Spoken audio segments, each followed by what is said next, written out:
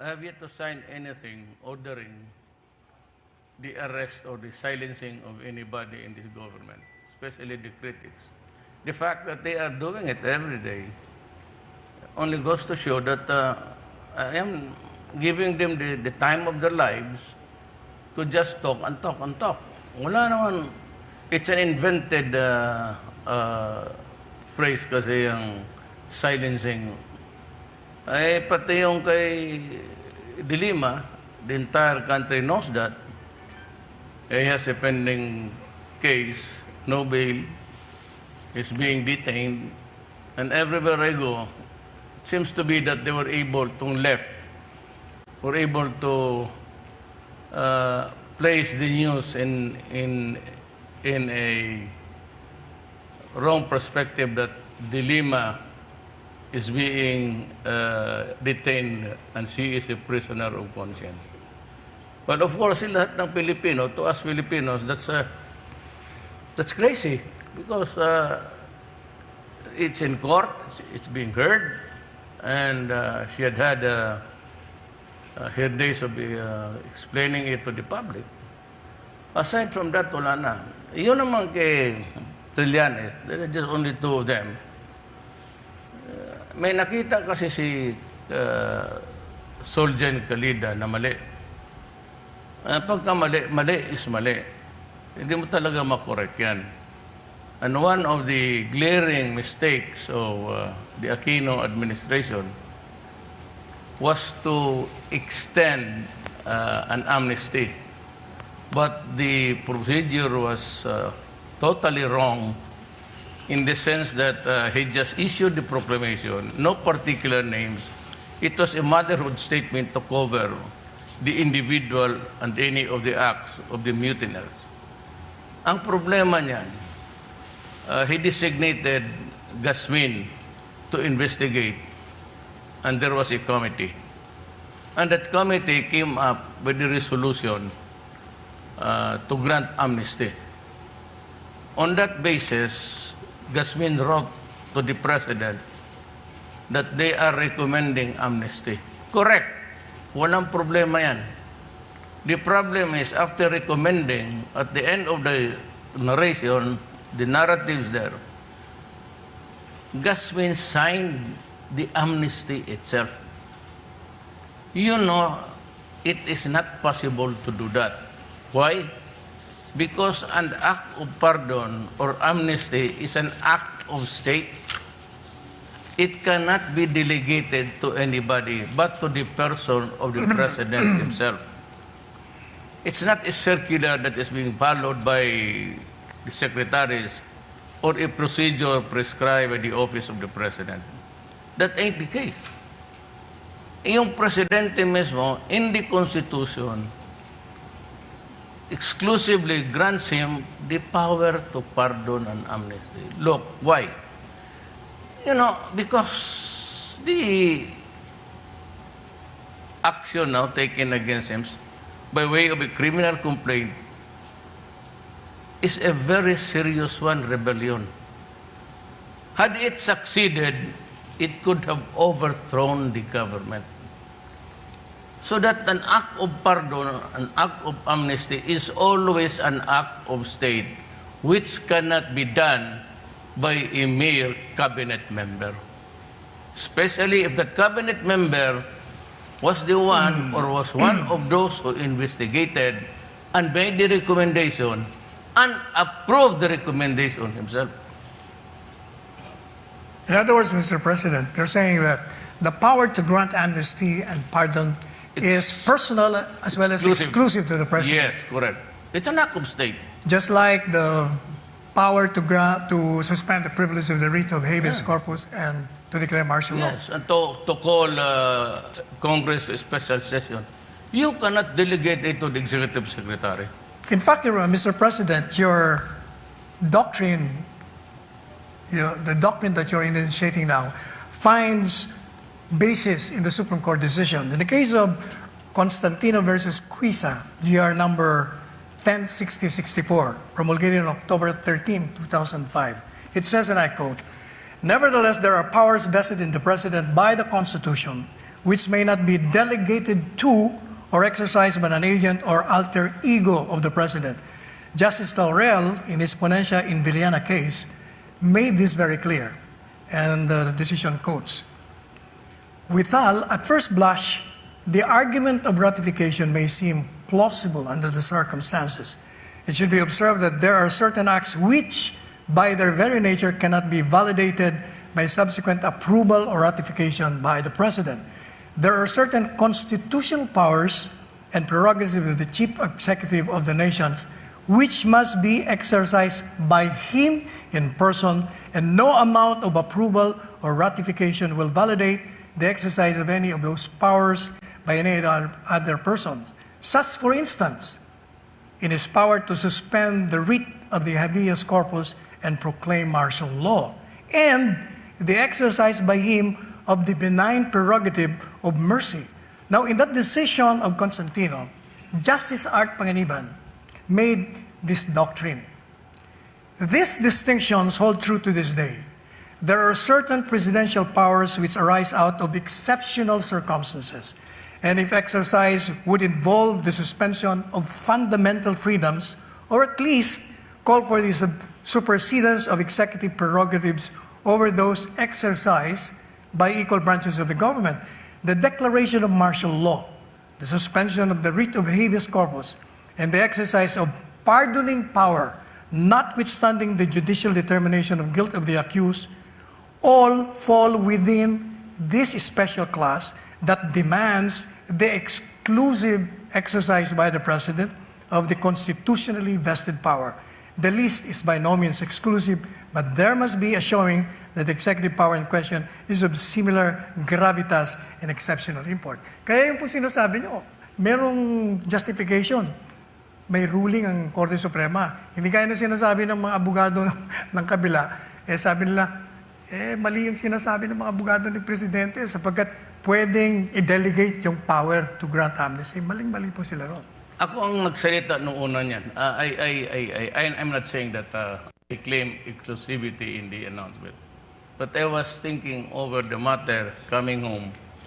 Sabi ko itong mga to, these are the powers that are granted to the President because they are supposed to fall in the category of an action by the state. Yung mga ganon na klase na hindi pwede mong ma-delegate yan. Even if the President is sick, he cannot wait, then you have to wait until he dies or somebody takes over. But you cannot delegate that power to a subordinate, an alter ego, because, I said, it is an exercise of state power. Meron nga may logic naman sa sinasabi ng Korte Suprema sapagkat yung pong power to declare martial law at saka suspension of the privilege involves the deprivation of freedoms, of rights. Rights. Doon naman sa pardoning power, nagkaroon na ng determination yung isang branch ng government na guilty yan. Yet, i-overturn ninyo. Kaya tama ho yung sinasabi nila na hindi pa pwedeng i-delegate sa ibang tao. Nakita mo as serious as a rebellion. Had it succeeded, it could have caused government to overthrown. They could have overthrown government. So that's a very serious thing of pardoning a person who is out to destroy government. So it is by no means just a mere infraction of the law. It is as serious as the existence of the government itself. So when you are called upon to task and to answer for that, and if there's any pardoning or amnesty, may concurrence of Congress na. It could not be Gasmin concurring with Congress. That is what it amounts to. In the first place, there is no special power of attorney or authority or whatever that the President left it to Gasmin to do it all together in one, and to authorize him. To authorize him to investigate, I will concede to that. But the act of granting amnesty with Gasmin and Congress concurring is just above me. I don't know how to reconcile it. Yun ang problema doon. In other words, Mr. President, even assuming that Trillanes was compliant of the mandatory requirements of applying under oath, Wala na ako doon. wala pa rin doon sapagkat lumalabas ngayon na talagang nullity, complete nullity. I would rise and fall on the proposition that only the President himself physically doing the pardoning and granting the amnesty. In other words, yung pong rason nyo ay more on legal grounds. Hindi gaya yung sinasabi ng kritiko na political daw yung naging dahilan. Constitutional mandate. Mabigat yan. So, pag if the Supreme Court would disagree with me, then that is a new development on jurisprudence and I would accept it. Pero ako, at first blush, any lawyer will always agree with me that that is personal and exclusive to the President of the Republic of the Philippines. Napunta naman po natin yung mga agam-agam ng taong bayan. Palaging, like yung critic nyo si Joe Masison, sinasabing kayo raw ay may sakit. Ano po bang masasabi nyo tungkol sa inyong kalusugan para marinig ng taong bayan ang inyong kasagutan dito? Alam mo, si Sison, pati itong Magdalo, pati itong mga ayaw sa akin, yung talagang hindi tumanggap sa akin ever since the election. They have combined. And we have the evidence. And we have the conversation provided by a foreign country, sympathetic to us. We do not have that sophistication, but meron, and the connection will be shown maybe any day now. I ask that it be declassified at ipakita nila sa lahat. Nahihigop lahat eh. Alam nila yan. Nahihigop lahat. So they were in constant communication. So sa punto po ng kalusugan talagang malusog na malusog kayo, gaya ng nakikita ngayon ng taong bayan. Now, pagdating naman po dun sa binabanggit nyong Joe Masison, meron kayong binanggit po kasi na parang merong sabwatan o conspiracy doon sa tatlong grupo. They are. It might be a loose conspiracy, but they are into it. Sabay-sabay sila. Ang sinasabi ko lang sa sundalo sa Republika ng Pilipinas, just be careful. Just be careful na yung pagsagwatan ninyo dyan sa Magdalo. Because Magdalo is not all in agreement yung membership to destabilize or overthrow the government. Ako naman, I have stated my clear stand on the matter. If the armed forces think that I am not competent, that I am not qualified to be sitting here as president, I have discussed this matter with them in a command conference. Bahala kayo. Inyo. If you want another president, fine. I will not allow you to fight your own soldiers. Kasi ako ang may walang tao diyan. Yung police pati militar, isa lang yan. So I would not allow my soldiers to kill another soldier or a policeman shooting another soldier. Kalokohan yan. Kung kayong mga sundalo, tignan ninyo, maniwala kay Trillanes, nabigyan kayo ng pangangailangan ninyo at yung hinihingi ninyo dumating sa inyo, go with them. I urge you to go to Trillanes. Yung kayong may nakita at nakita ninyong may ginawa si Trillanes para sa inyo, go to them and stage a mutiny or revolution or whatever. You are free to do that. As a matter of fact, I am encouraging you. Para tapos na. Trillanes, anong ginawa mo? Nagkalat ka, you committed, you rokos there sa Makati, nakulong ka, minumura mo lahat gobyerno. Ngayon, pinardon ka ni Pinoy, nandiyan ka na sa gobyerno, ano ginawa mo? Anong ginawa mo ba si Kunti na nakatulong sa sundalo? Ay sabi ko nga sa Marawi, bakbaka na, namatay na yung mga sundalo, pati yung mga pulis. Did I ever had the occasion to see you there? Wala nga kayo. Simpatiya lang yung inyo, yung fraternity, magdalo. But you never really cared for the poor soldier. Wala kayong. Ako, binigyan ko lahat ng firearms. Kasi wala nang fixed bayonet nga. Lahat ng sundalo, binigyan ko. Kasi ini-Sparrow ito, I'm giving you a fighting chance. And when I said I doubled the salary, I doubled it long before Marawi. It was a campaign promise. And I complied. Pero kung tingnan ninyo, mga sundalo, na mas mabuti si Trillanes pati si Aquino, please kindly go to them and stage whatever you want to do. Pakita mo sa buong Pilipinas na kaya ninyo. Now, Mr. President, I am challenging magdalo to start now. Sigurado ninyo na inyo ang sundalo, fine. Kung kayong mga general ang gusto, sige. Pakita natin sa Pilipino kung anong gusto ninyo. palagay ko po, maliwanag naman yung hamon sa kanila. Nakaugnay naman po doon sa mga rebelding komunista. Meron pumungkahe na since mukhang hindi naman naniniwala na sila doon sa national leadership ng komunista, sa grupo ni Joe Maciso. Meron pumungkahe na kung pwede raw bang ang local executives na ang makipag-dialogue sa Hindi, mga komunista. At the end of the day, wala mang resources on ito mga DSWD, lahat yan sila. But more importantly, the major players there would be the local officials. Sila yung malapit sa tao. Eventually, the leadership will wilt. Lalaya yan. Wala na kasi sila.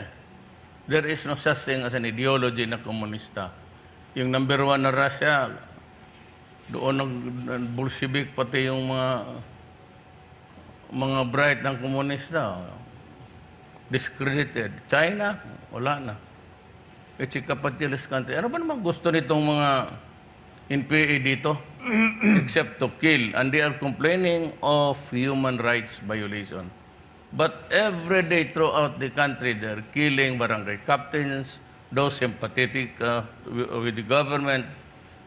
Pati sundalo, these are violations of, they are terrorists. Na sabihin mo, let's try to count body bags. Hindi nakalahati sa pinatay nila sa mga sundalo noon pa. Sison should face a trial sa talagang pagnahuli. Sison is a terrorist and as a terrorist, wala nang, I do not see any leeway or enough elbow room for him to move around. Now, Ginoong Pangulo, daling ko naman po kayo sa sitwasyon sa Mindanao. Meron pong martial law doon. Ang tanong po ng maraming kritiko, yung bang deklarasyon ng martial law ay tumugon sa mga issues that brought about by the Muslim rebellion? Nakakatulong ba ito? It has lessened criminality by and large. And the only way to do that is to conduct a survey amongst the people of Mindanao. The political leaders, they can call them, may mga number man yung mga estasyon, maybe they can have conduct an interview. Or they can always ask their networks there to do the survey. Tingnan natin, wala man akong problema, Sal. I mean, we can thrive on a war zone. We can survive on a controlled condition. Para sa akin, wala yan. Ngayon, it was the military because of the uprising sa Marawi. Marami namang namatay doon. Kaya that was the day that I was in Moscow negotiating to purchase more arms. But it was good that I was able to talk to President Putin last minute near the airport. It was somewhere in Georgia, and he called me that if I can wait for about 6 hours, he would be in Moscow.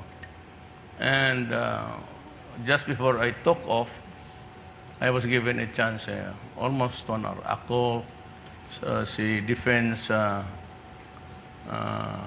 Secretary Lorenzana, pati si Cayetano, pati si Bong.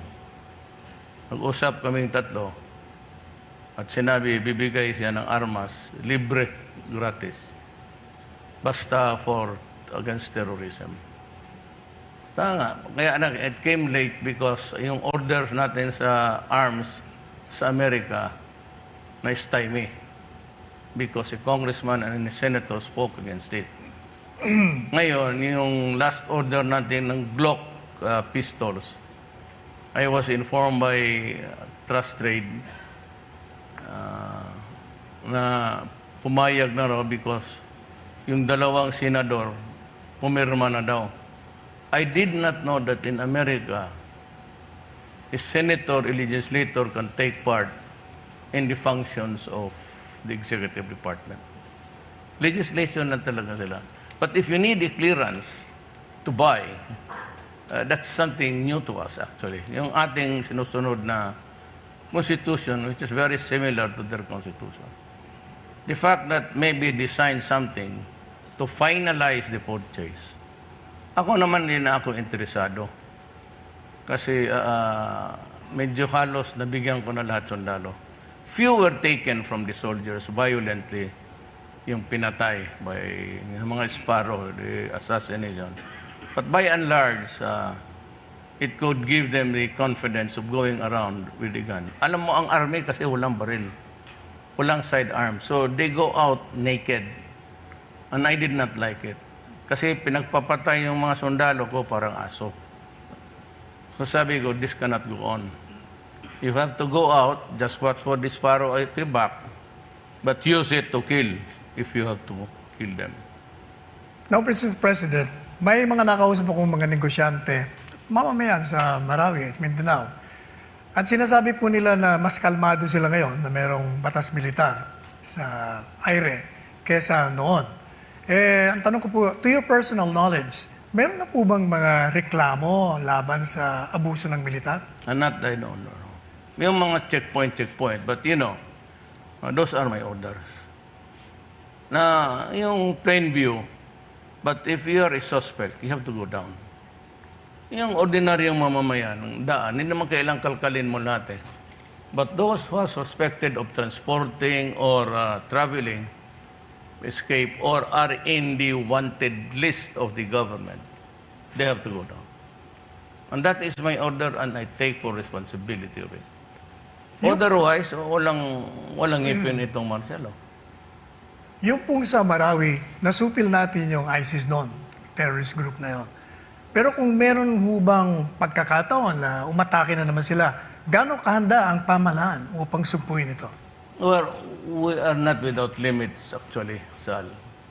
We cannot guard even the longest coastline. Coastline niya per island, kung bilangin mo yan. So the Philippines is very porous. From the Pacific or from the Sulu Sea down to China Sea, tapos paikot dito sa Taiwan. It's really a vulnerable alley there. It's a corridor where they can, yung Siabo, pati yung armas. My only lament there is that there was this importer who ordered AK-74. That is a 5.56. You can use the NATO, ang sabi nila Armalite, 5.56, in the hands of plenty of AK-74s. And it added power to the communist. I would like to see this person prosecuted, not only for aiding the enemy, giving assistance, but it's an outright conspiracy. Now, yung pong Bangsamoro Basic Law, matagal na ito'y pinaglaban ng mga advocates dito at ito'y natuloy na napirmahan nyo. Ang tanong po ba, ito po ba ay makakabigay talaga ng solusyon? Sapagkat sinasabi ng mga ibang kritiko at mga taga-roon din, na ito'y hindi magbibigay solusyon. Anong palagay nyo rito? Well, it will not satisfy all Mindanaoans, and for those who are fighting, which correctly declaim as historical injustice, which is really true. They were the first Adam and Eve there. Problem is, this Bangsamoro law must pass, because if not, it would again create trouble there. It could be an irritation, it could be anger, it could be a way of just terminating all peace talks and going to war. Marami tayo doon. We have the original insurgents, revolutionaries of the Moro in Mindanao, which is purely territorial. Yung nawala ng lupa nila with the inroads and coming of civilization in Mindanao. Now, yun ang isa. The other is the insurgents who have become true blue, full-blooded revolutionaries. This time, it is not a question of territory anymore. It's a question of an Islamic world. Yan ang mahirap. And until now, they are massing nung nakaalis na. They are being pounded heavily in the Middle East. And they are looking for another headquarters. It could not be in Indonesia because fundamentally, puro man sila mo. There could be some skirmishes.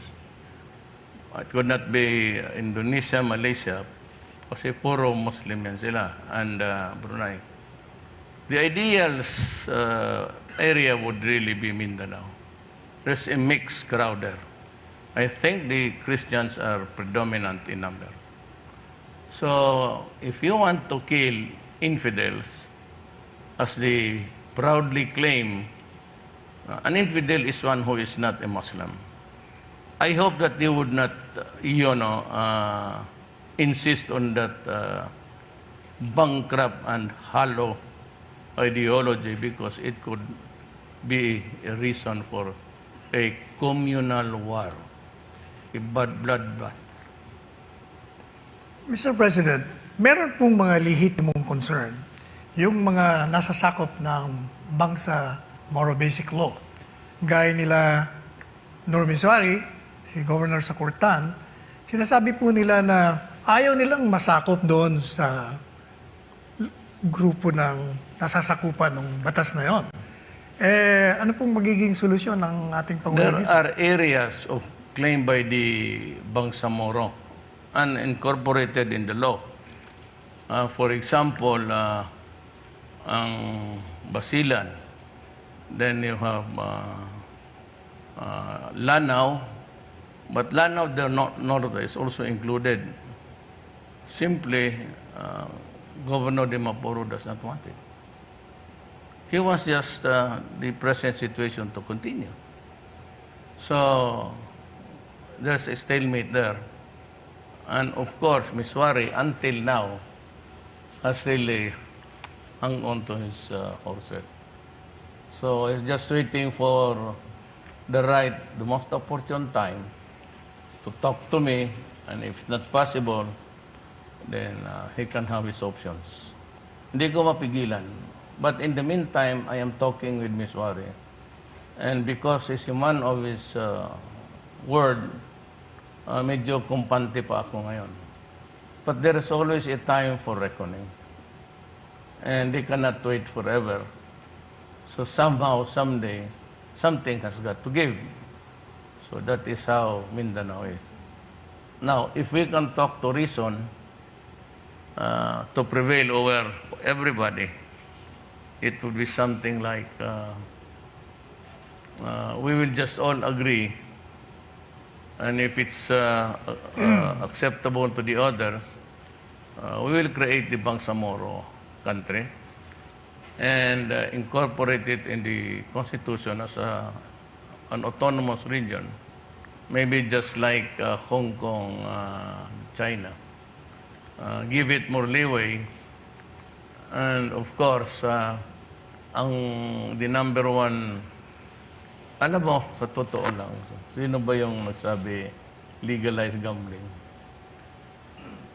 Mura ang bigas galing Sabah. Actually, kung hayaan mo lang ang ating authorities dyan, kung ang mga taga-Basilan lang, Hulo, Zamboanga magbili ng bigas, sobra-sobra ang bigas kasi mura.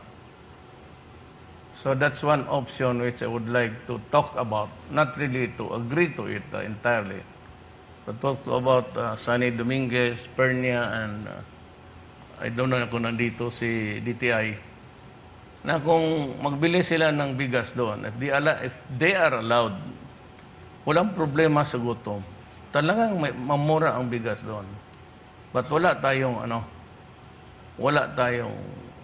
we don't get anything there. I-barter nila, whatever it is, what arrangement, we'll just have to control the rice dyan sa mga Moro. Baka sabihin nila ginugutom sila. And the Christians who cannot really afford the rice. So there are really many options. Maybe just give me about, total nandyan na yung setup. I'll just set up the barter trade again. And up to Pulo or Siyasi, depending on kung papayag ang mga the finance people. Hindi tayo gawang ka-desperado kung if we allow the Moro. Ako kung talagang walang supply na totoo, but we have about 4.8 million metric tons. So, paano tayo magkaroon ng mayroon pang dadating na in-import? Yung iba, nandyan lang talaga sa bodega. Ang sinabi ko naman sa mga trader,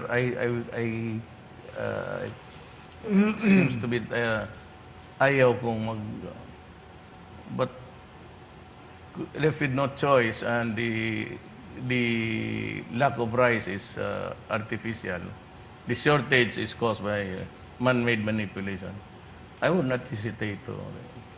Kasi may bigas import man naman tayo, import. Hindi naman tayo naghinto hanggang ngayon. And more are coming. So why sabihin mo na nawala yung bigas? Eh, kung tignan mo yan, it's in the warehouses. So ano pong ginagawa ng pamahalaan tungkol dito? Dahil sinasabi natin walang rice shortage, and yet wala silang mabili sa mga lugar na yan nga sabi ko, bilhan. yung iba kinokontrol, they are back into it again. The bad practice of manipulation to make money at the expense of your countrymen. Yan ang ayaw ko. Kaya I do not want to exercise extraordinary powers there. You haven't seen me. Sino bang kinulong ko dito? Sino bang... Well, I threaten those who refuse to pay. Sabi na diktador, in what way? Show me. Aside from yung campaign ko against drugs, kung yun ang basis ninyo, then I'm sorry, it will continue. Because if I renege now in my campaign against drugs, which is worldwide expansion sa lahat na, ang drugs natin is not controlled by the Philippines anymore. Bamboo Triad. Sila yung humahawak yan. That's why wala nang laboratories dito. Alam nila papatayin talaga sila. Alam nila papatayin ko talaga sila. So they rely on yung tinatapon tapos lagyan ng GPS. Kasi yung dito, talagang yayariin ko sila. Wala na wag na ako magtago-tago. If you destroy my country, I will destroy you. If you destroy our daughters and our sons, I will also destroy you. Yan lang. I will just return the favor. Mr. President, yung binigay po sa rice shortage, ibabalik ko lang ng konti. Meron kayong binanggit na kailangang i-raid yung mga warehouses at baka maraming nagtatago doon. Ano po bang latest ito? Have you ordered the raiding of these warehouses para malaman natin kung sino mga orders? Jason Aquino has requested that he be relieved already. And he Relieved from? said that he's tired and he cannot cope up with the laro dyan sa inside, which is always ordinary happening in government because we cannot be in agreement all the time. I will scout for a new one, and the only way is to import more. Mag-buffer ako. Ang sinabi ko noon, ang buffer ko, I need about 60 days of buffer.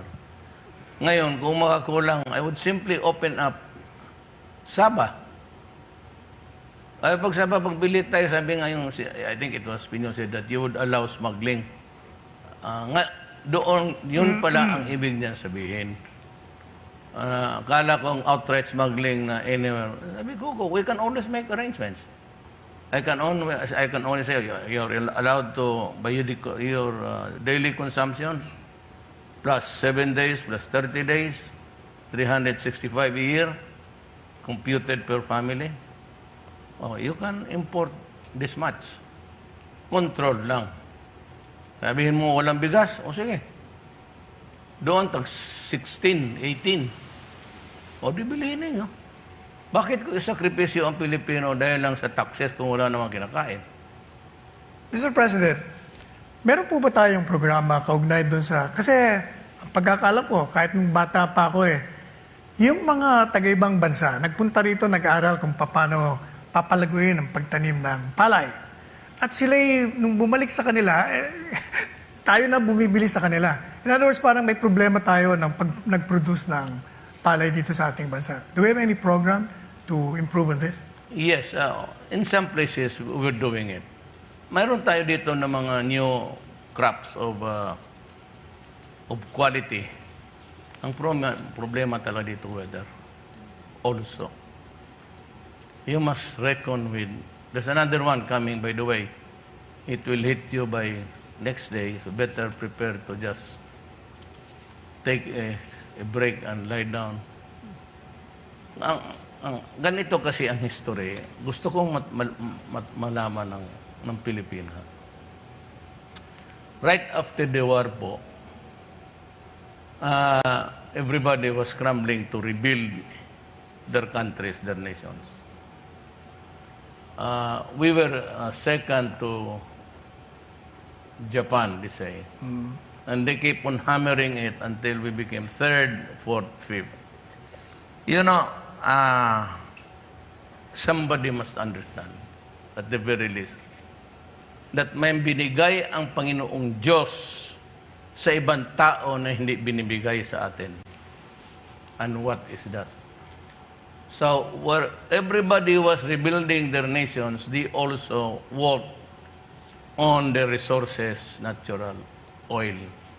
Indonesia struck oil, Malaysia struck oil. Brunei has plenty of it. The Philippines had none.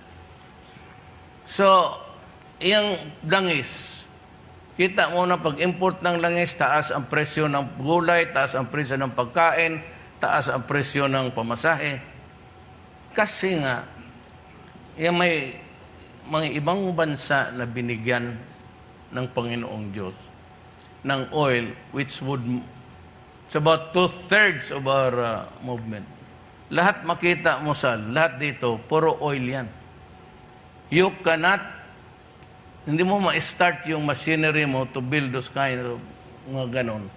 Itong lamesa, pati itong baso, without an equipment or a machine. Kailangan makina niyan, anong ipinapaandar? The oil. Just like yung sakyanan. Wala man tayo niyan. We do not have in abundance the supply of oil. We had to buy it. And we are always at the mercy of the international play of oil. And hindi mo ka man narinig sa Indonesia, nagkaroon sila ng crisis doon. Because may oil sila. Yan ang hindi binigay ng Panginoong Diyos sa atin. Hindi yan ang explanation. But one of the things kung bakit ganito tayo. Kaya kung may oil lang tayo, di na tayo mag-import, magamit tayo ng oil natin, so it constitutes about how much? Pamasahe, pagkain. Ang second dyan is I am ordering the police and the military to dismantle all checkpoints. Lalo na ang military to enforce kasi sa bukid sila. Kasi may mga DNR, well, of course, with due respect to yung mga NFA, yung mga way, yan dyan ang nakawan eh. Diyan yung magbigayan, tapos added to the cost of it. Pagdating dito, mahal na. If I can just have my way, na if I can travel, tapos all the way to the Lantern Burst of Luzon, tignan ko lang kung ano pa. Sinakasabi ko, hayaan mo na, you fight the communist on the side. Kung wala ka namang makitang sundalo dyan sa highway, bakit ka you do these skirmishes outside kasi it would affect the economic life of the country. Pag handyan pa yung mga Bureau of Fisheries, lahat yan, pati yung NFA. Kaya recently I ordered the relief of all dito sa Nueva Ecija. And pinakausap ko yung mga tao, Pilipino, some Filipino people, just to report it, and I will, nandyan yung 888 eh. Ano mo lang, ilagay mo lang kung saan, lagyan mo ng pangalan, pag hindi, report mo lang, and I will call the police maybe there, or the appropriate agency to do something about it. Now, Mr. President, ang pangunahing suliranin ngayon ng ating mga kababayan ay yung pagtaas ng presyo ng mga bilihin. Talagang isang malaking dagok sa kanila yun. Sabi niyo po kanina, tayo walang langis dito, kaya napupwersa tayong magangkat. Tumaas po ang presyo ng langis, kaya nagkaroon ng reaksyon. Ang tanong po ng mga kababayan natin, ano po bang pwedeng gawin ng pamahalaan, maliban pa doon sa binanggit niyo kanina? Well, sabi ng mga economic managers natin, all throughout the year, except August, we were hitting 6+, 4+ lang on the average. Now, I am not denying, because everybody in this planet Earth is suffering. We have our own problems. We cannot escape that kind of thing about prices. It has not lowered any notch. Pataas ng pataas talaga yan. Pataas ng pataas. Taas ng inflation rate. At saka yung inflation rate medyo mataas. Now, as I said, the economic managers are working on it. We're having a conference, a cabinet meeting right after this. Then I'll have the chance also to ask questions.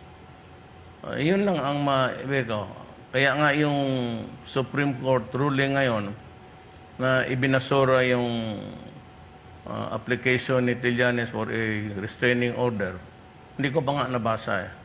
But I just pointed out to you one outstanding feature which I think will spell the difference between who is right and who is wrong.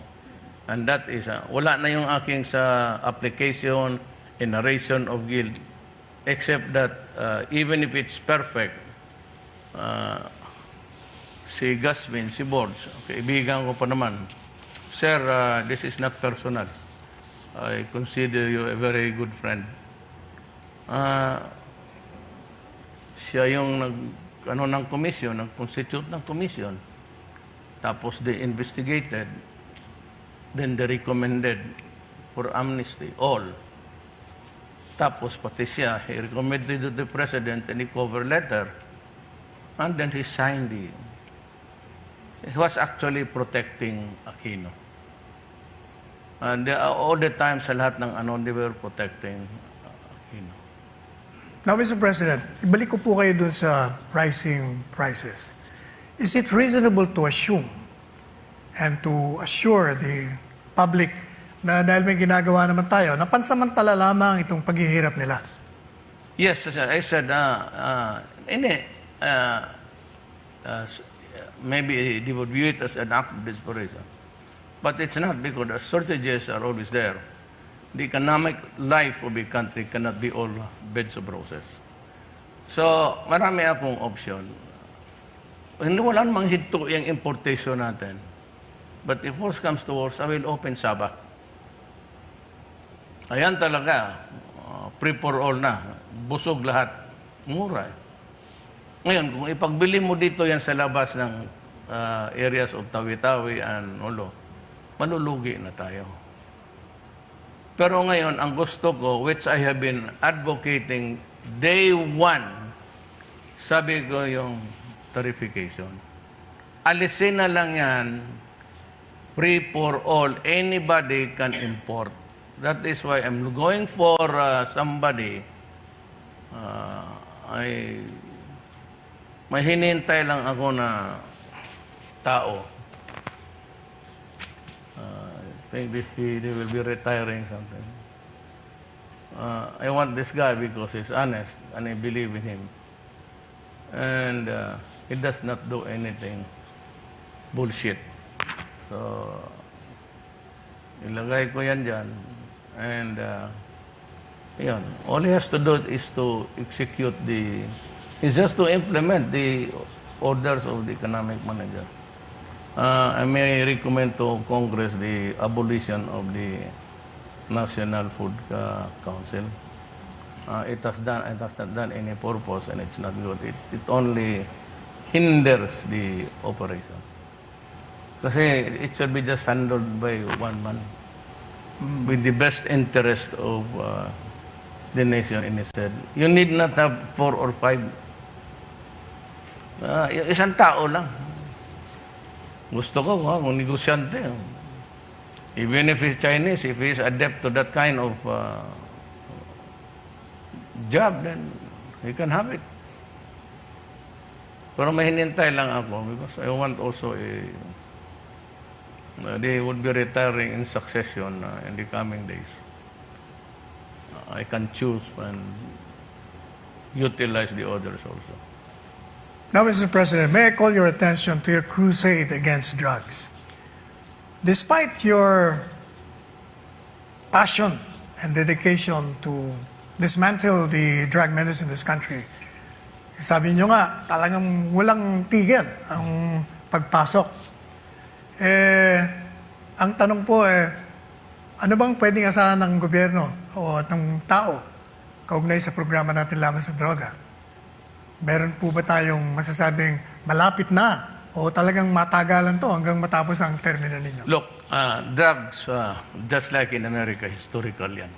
If America, the most powerful country in the world with all the equipments and gadgets, they're ready to raise their hands up. They cannot even control sa inyong lusa, we're just in the border. Tayo pa, we are guarding the high seas, and how do you count the many ships that you have? So it's really a hard fight. But because it is the lure of the money, the greed, they will continue. But just to tell you, somehow, ang law and order dito, lalo na yung sa petty, the crimes on the streets is naglesen.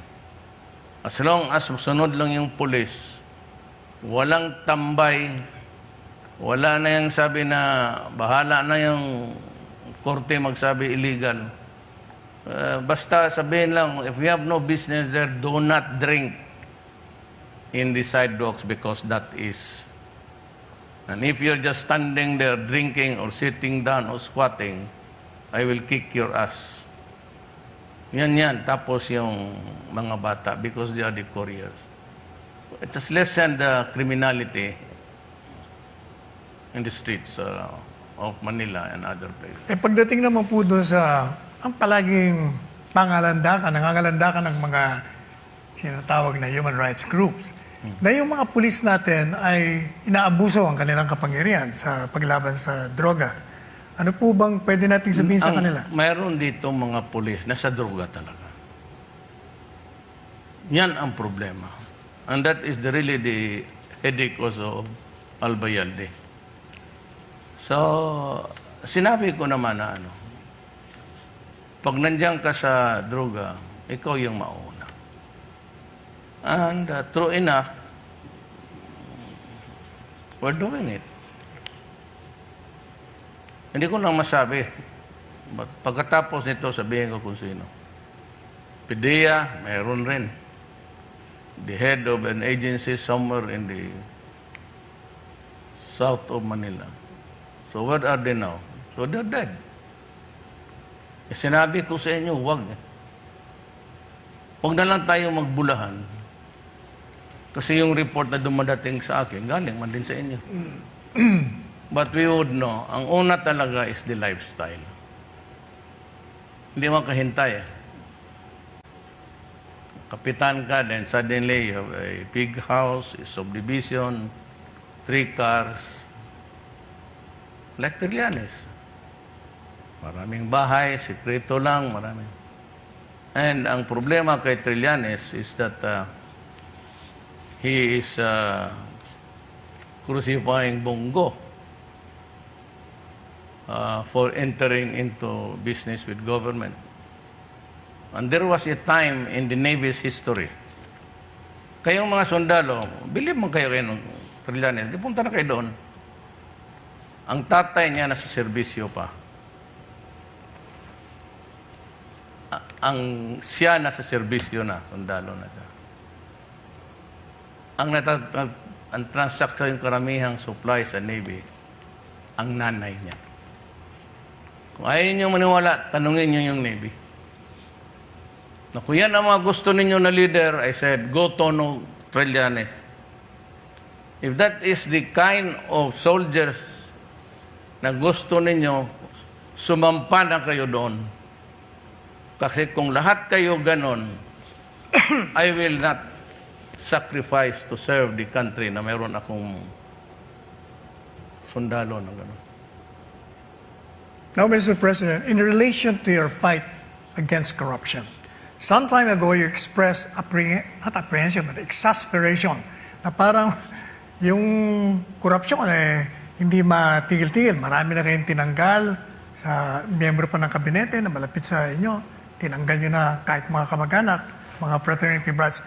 Pero parang hindi pa sawata ang agos ng korupsyon. Ang tanong po ano kaya ang nagbibigay hadlang upang maging matagumpay ang iyong laban sa korupsyon? What constraints? Well, the only way is nandito na ako. Maybe I have reached the limit also of my persona, hindi popularity. May persona hanggang dyan lang ako. So, yan ang masasabi ko nga. Itong noon, yung sa last command conference, I already had a copy doon sa AFP, ospital ng mga sundalo.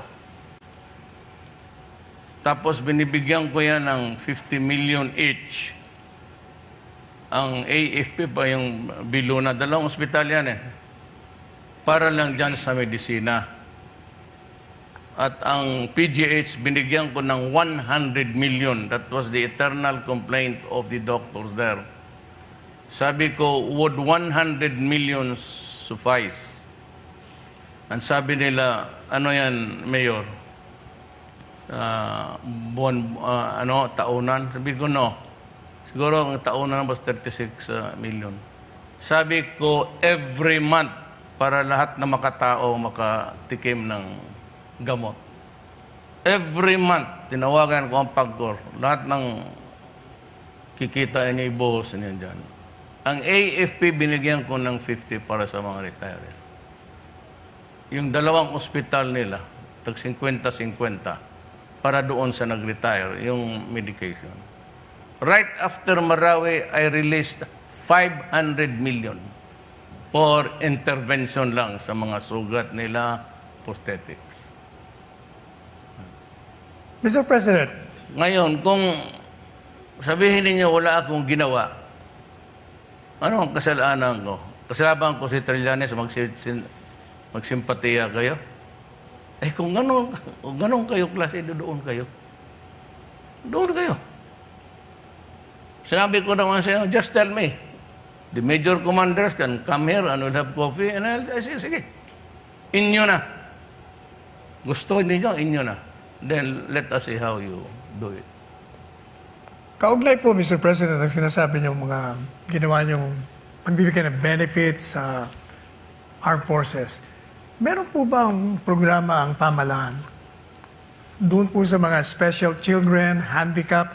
Kasi nakikita ko walang facility rito para doon sa mga ganitong uri ng tao sa ating bayan. Meron po ba tayong programa tungkol doon?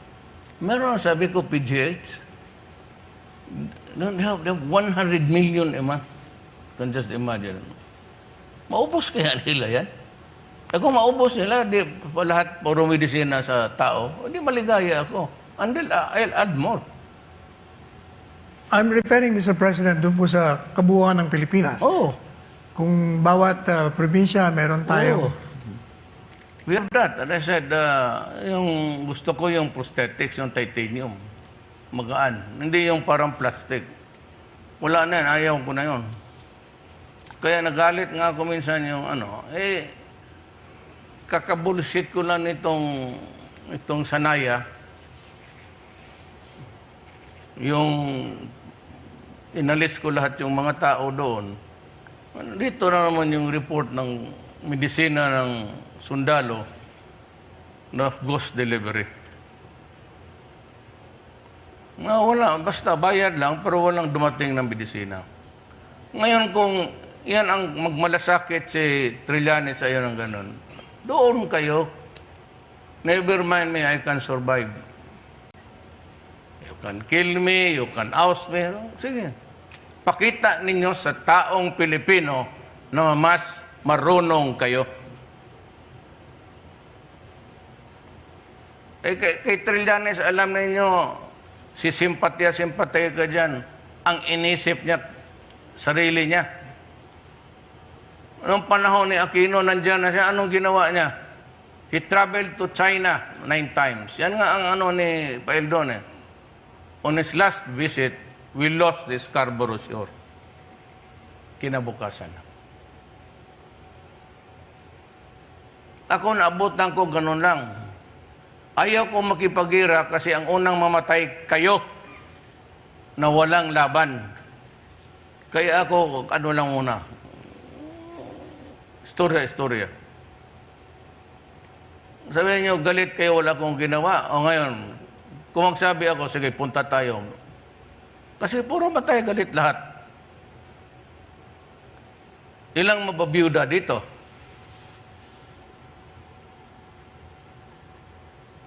Kaya kayo pabilib dyan sa just because military, mista.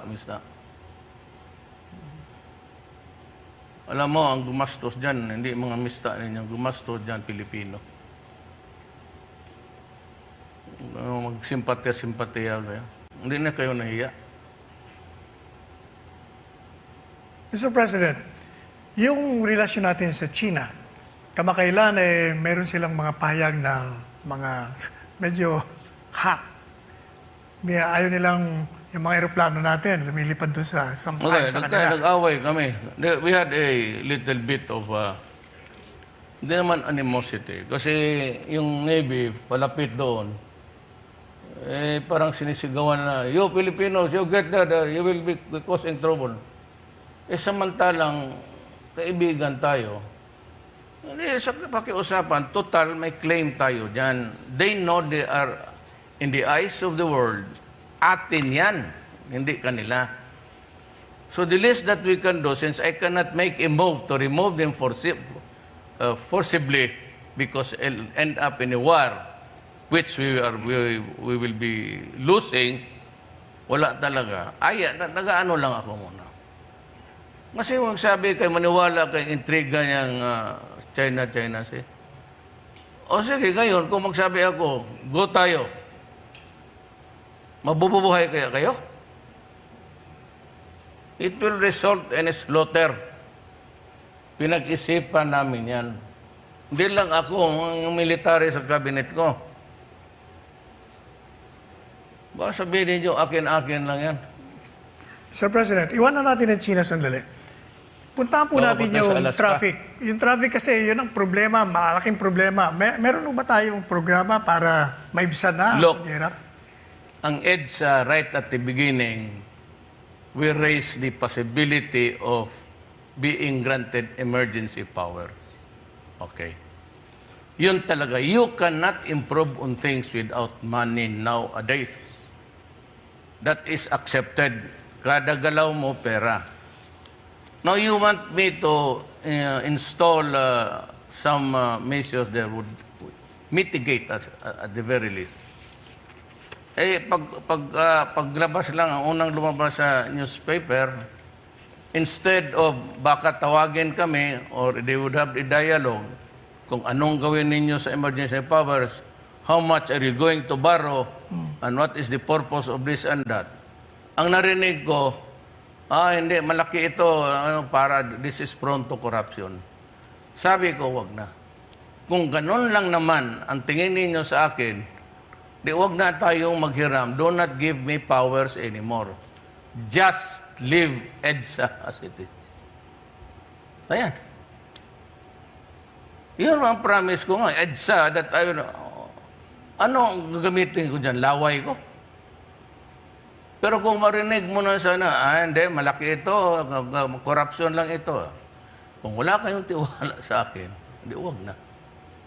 Ako na ngayon ang tumanggi. Ayaw ko na. From EDSA, punta natin ang Boracay.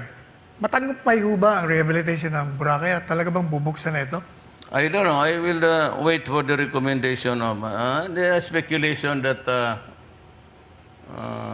there will be a soft opening or something like that. But I leave it to Anyo, si Mato, and sino itong sa tourism, si Berna. Sila naman mag-usap niyan. So, bahala na sila. They can vote on it. There are 3 of them voting. Voting to for the opening, fine.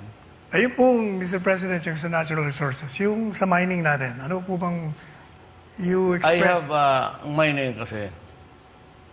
May pera rin yan para sa gobyerno. But one of these days, I would like to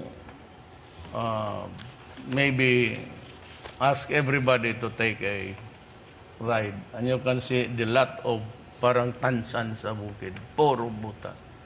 Naawa ako sa bayan ko. So, totoo lang. Kailangan natin ng pera, pero kung maglipad ka ng Mindanao, especially sa Eastern, yung butas, yung parang tapoy ng coke, kikita mo sa taas, brown. Tapos yung siltation na hulog doon sa dagat. So, it killed the marine life. Hanggang doon sa inabot ng siltation. Huling katanungan na lang po, Mr. President. Wag muna. Okay, meron pa po isang katanungan. Dito sa... May pinasang papel dyan, oh. Tigilan ko na raw eh. At meron pa cabinet meeting. Anyway, Payag ka rin utusan kanila. meron po akong katanungan na ito'y naririnig natin sa mga taong key players o gustong maging key player, hindi mga pasok. Yung problema raw natin sa telecommunications, there appears to be a monopoly ng dalawang giant corporations. And according to this gustong pumasok, ito daw pong ating NTC, nag-i-impose ng maraming kondisyon na umaatras sila. Para bang ayaw nilang kayo maging matagumpay sa pagpasok ng third player. Ano po ba ang masasabi nyo? Sabi nga, December, I will, maybe late, early November, pag wala pa, I'll take over. Ilagay ko yan sa Office of President. And I will invite all dito, negosyante, and I will decide in front of them kung sino. Dito, I will give me your position papers. I'll read it. Give me about 30 minutes. Then I'll come back and will tell them now. I will decide. Yun na. At ibigay na yung linya. Ngan ayaw lang ibigay yung linya, sabi ko, kunin mo. Get it. So, I'll expropriate it. I'll pay you. But you wait until kingdom come. Total, originally, libre man yan. Bakit nagkaroon na ng mga costing? You bear the cost and you bear the burden. Ano pong status, Mr. President, ng federalismo natin ngayon? Ganyan, teka muna, kasi yan ang problema talaga sa gobyerno. Kaya sa gobyerno, talagang papatayin ka. You know, I've been waiting for that decision, critical decision, until now. Wala. Di expropriate ko na lang. Sabi may ginasto sila, hindi ako magbayad. Why should I pay? It was given free. I was told. So why did you have to sell it to somebody and sell it again? What do you... How soon can we resolve this problem? I will resolve it by the late October and early October, November.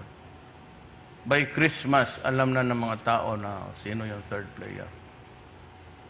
Hindi masyado rin ako because I'm worried about itong lowest bid, hausiyaw. I will select yung pinakamagandang record na walang breakdown. So what? Why should I buy the cheapest when gano'n lowest bid? Puro katarantaduhan yan. Maya-maya natutunaw na yung kurente. Let's say, wag na lang. I will choose the best. Yung pinakamahal and with the best track record in the business. Ayaw ko yung lowest bid. Gusto ko kuha ka, sabi ko dito. O sige, you decide for me. I will wait for your decision. Wala ako dyan tiwala sa kanon.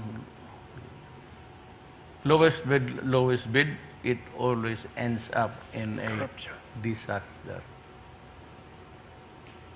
Daling ko naman po kayo doon, pumasok tayo sa trend, yung trade law. Meron nagsasabi na isa ito sa mga dahilan kung bakit nagkakaroon ng problema ang ating ekonomiya. Meron nagmumungkahi na kung pwede, huwag mo nang i-implement.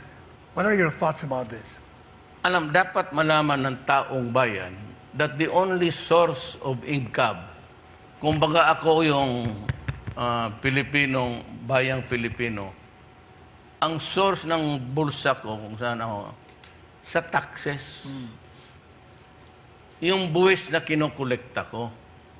Hindi ako pwede dito sa central bank, utosan ko na mag-imprinta lang hanggang 1,000,000 sakong pera.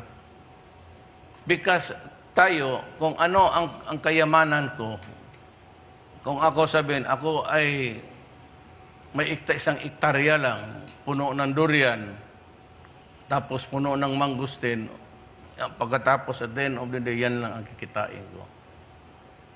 Samantala, yung iba, may 100 hectares, puno lahat, nandyan na lahat, mas kinakita.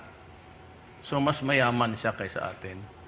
So, yung aking income ko, pati income niya, kasi mas marami siyang napabili, mas maraming eroplano, barko, wala man tayo. Yung telepono nga, kailangan pa na sa labas. Hindi, gastos ng tayo gastos, wala naman tayong kinikita. Kasi ang pera natin yan lang. O yan. Ngayon, yung ekonomiya mo is, ilang pera ang maimprinta mo. Ang pera ang maimprinta mo, kung ang negosyo ko, 50,000 lang. Ang yan ang value ng economy ko. So, itatali ko dyan sa 50,000 lang ang Ngayon yung iba, Amerika, tag 500 hectares, punong-puno sila. So mas marami silang maimprinta.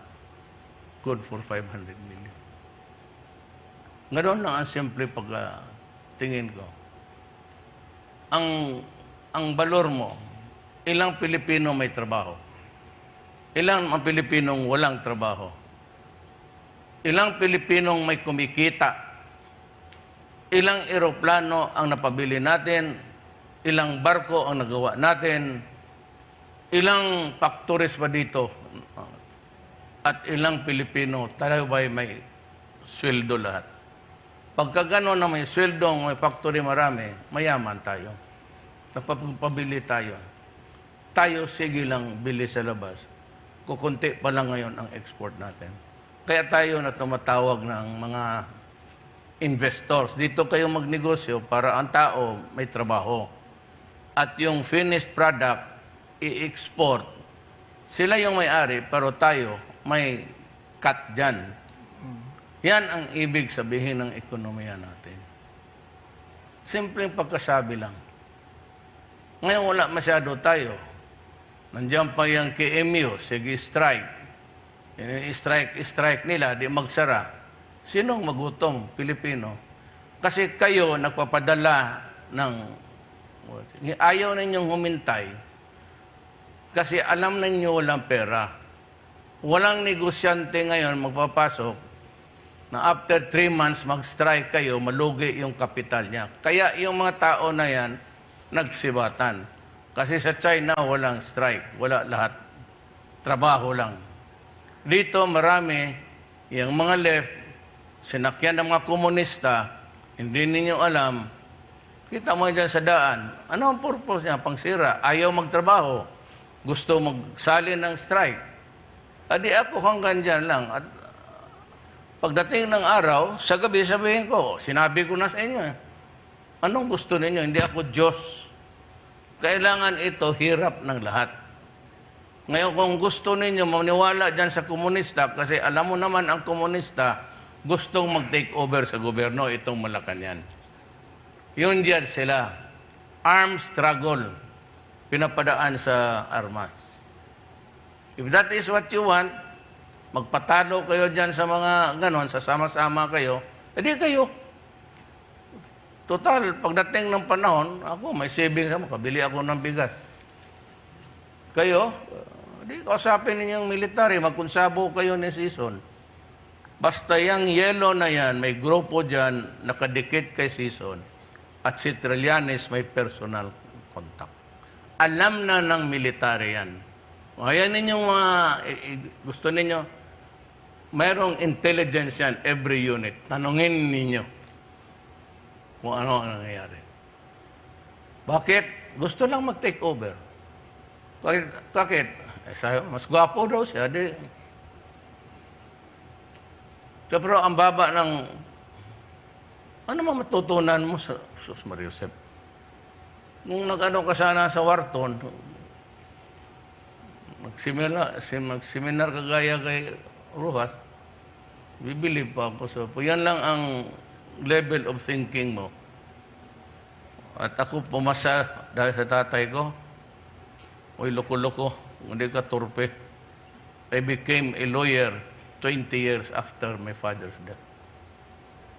Hindi kagaya mo, tatay mo na dyan sa serbisyo, ang nanay mo nag-negosyo sa Navy. Dapat malaman yan.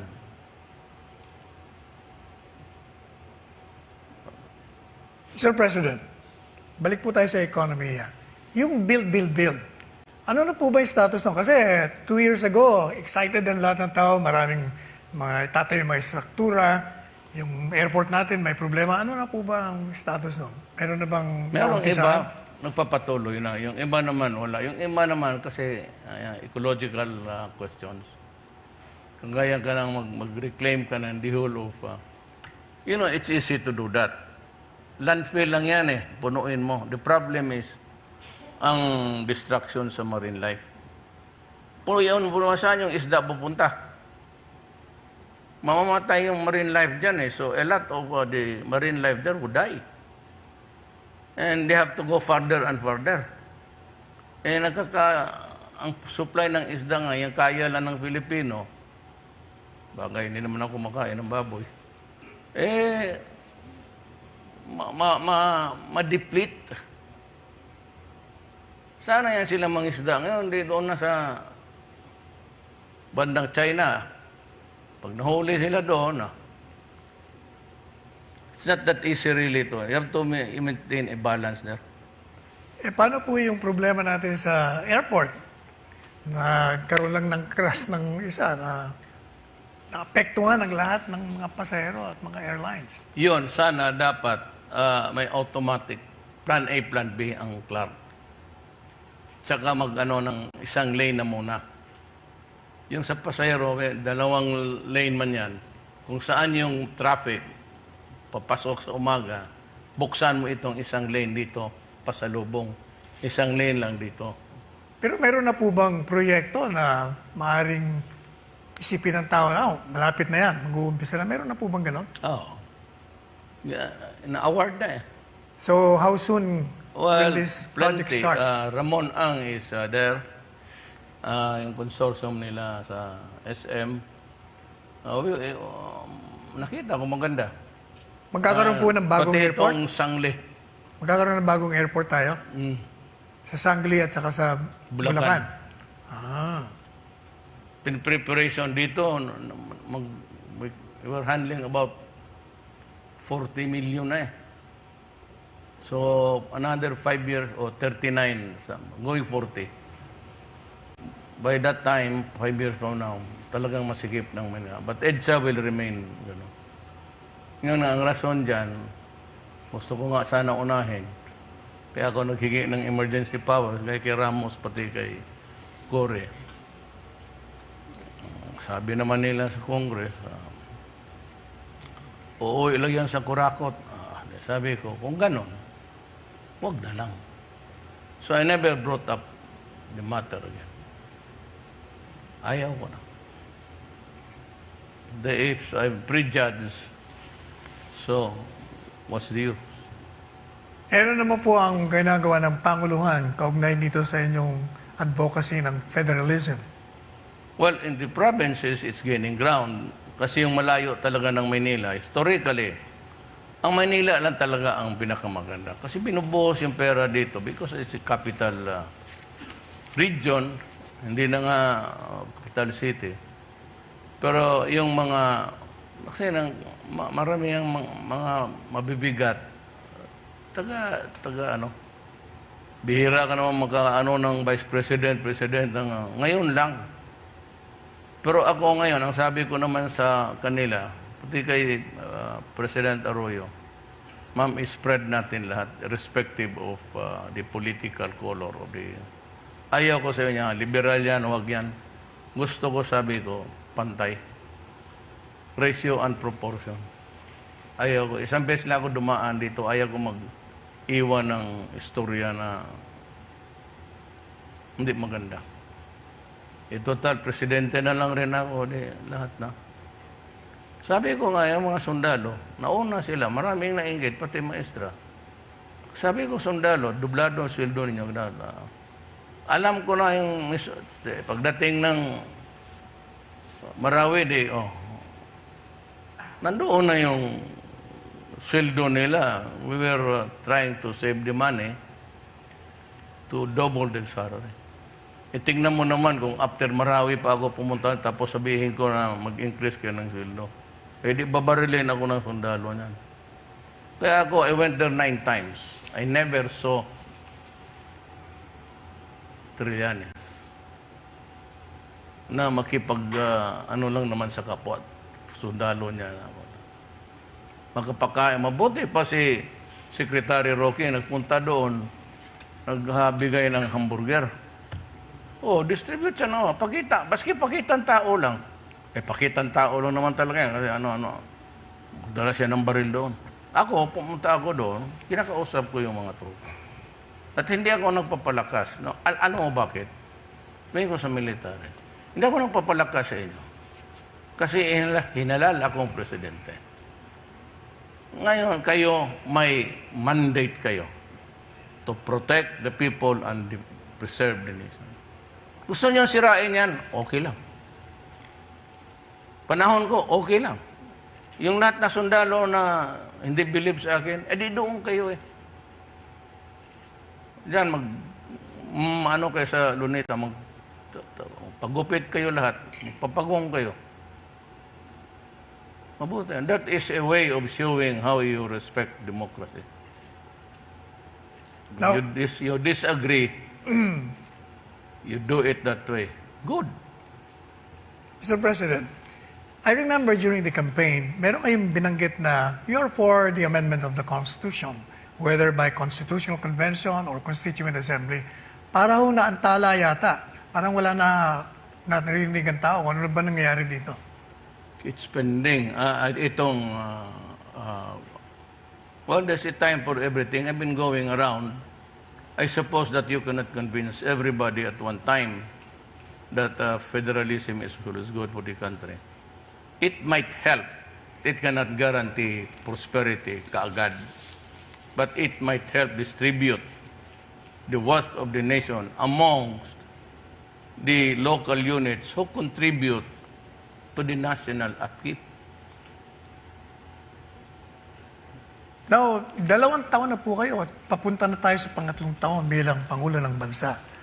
Mari po bang ibahagi niyo sa amin kung meron kayong ano pang pagnanasa o desire o wish na makamit niyo upang maisagawa niyo ang lahat ng mga nasa sa isip niyo para sa interes ng bayan? 3 years left is too short. Ngayon, ang gusto ko ngayon, kung yan na lang ang natira, ang umpisahan, yun na lang ang tatapusin ko. And of course, itong discourse of drugs. I promise the people talagang tatapusin ko yan. Tatapusin ko yan. Maniwala ka. Tatapusin ko yan. Meron naman ho ba kayong regret during the 3 years na nandiyan kayo Wala. na po? Wala. Congress has, well, not all but appropriately extended the help. Mayroon silang mga views na nirespeto ko. Ayaw na ibigay yung emergency powers. Gusto niya ayusin ang EDSA. Sabi ko, kung ang tingin niyo sa akin gano'n, wag na lang. Ayaw ko na rin. Ayaw ko na rin. Let it be done by somebody else.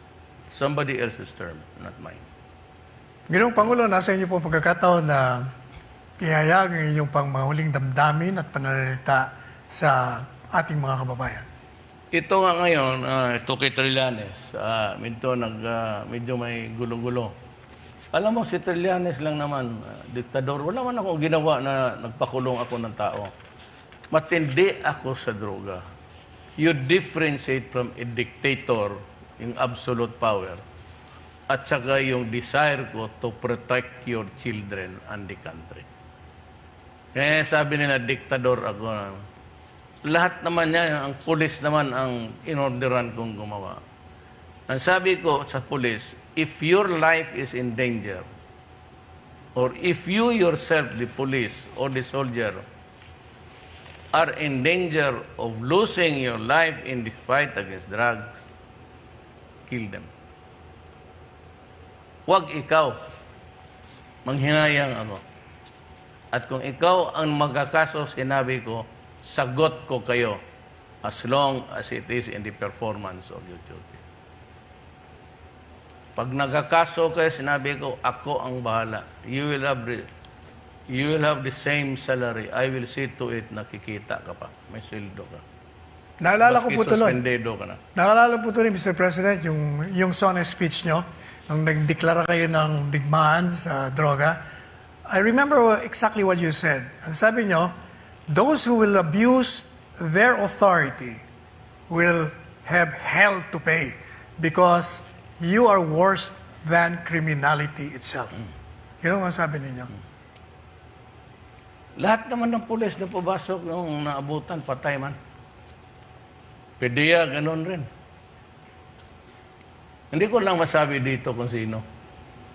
Pero malaman rin ninyo yan. Noong mga pedia na namatay, sabi ko nga, kayong mauna yan. Putang ina kayo. Sabi ko, mauna kayo.